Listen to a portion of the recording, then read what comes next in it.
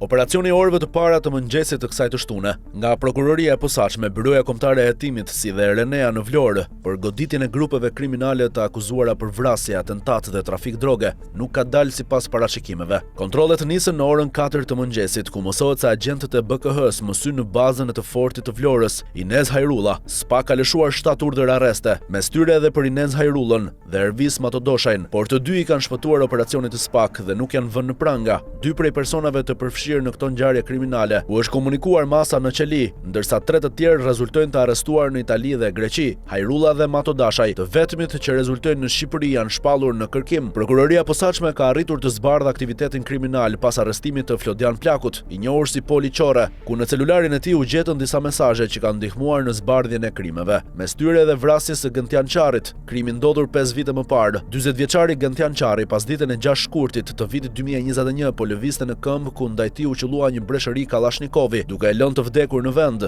Qari ishte dënuar më herët për trafikim të lëndëve narkotike në Itali. Autorët dogjën mjetin pranë pyllit të sodës dhe humbën gjurmët.